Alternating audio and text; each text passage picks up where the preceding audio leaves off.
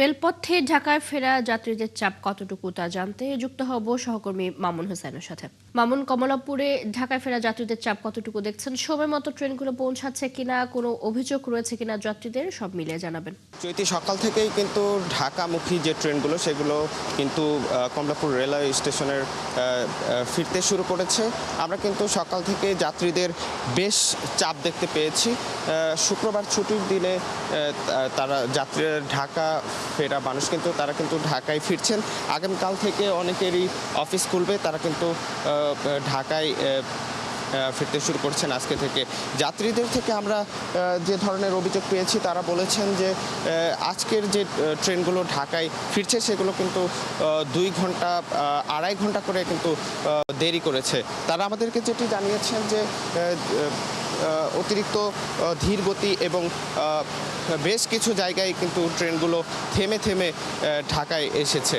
এছাড়া তারা আমাদেরকে জানিয়েছেন তারা নির্বিঘ্নেই তারা ঢাকায় আসতে পেরেছেন, শুধুমাত্র টিকিট পেতে অনেকেরই ঝামেলা হয়েছে। এছাড়া তারা তেমন কোনো অভিযোগ দেয়নি।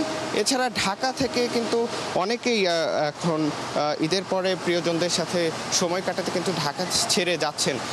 তারাও কিন্তু আমাদেরকে অভিযোগ দিয়েছেন তারা যে সময়টাতে তারা আসলে ট্রেনের যে সময় ছিল তারা কিন্তু সেই সময়টাতে তারা ট্রেনে উঠতে পারেনি। ট্রেনগুলো দেরিতে আসার কারণে ট্রেনগুলো কিন্তু আবার দেরিতেই প্ল্যাটফর্ম ছেড়ে যাচ্ছেন। তো সকাল থেকে বেশ কিছু ট্রেন আমরা ছেড়ে যেতে দেখেছি এবং সকাল থেকে কিন্তু অনেক ট্রেনই কিন্তু এখানে প্রবেশ করেছে। আমরা বেশ যাত্রী আমরা দেখতে পেয়েছি। তো অনেকের কিন্তু রবিবার থেকে অফিস হওয়ার কারণে তারা কিন্তু আজকে আসেনি, আগামীকালকে তারা আসবেন। আগামীকাল পর্যন্ত কিন্তু আমরা যাত্রীদের চাপ থাকবে বলে মনে করা হচ্ছে। তো এই ছিল আমার কাছে কমলাপুর রেলওয়ে স্টেশন থেকে ঈদের ফিরতির শেষ সংবাদ।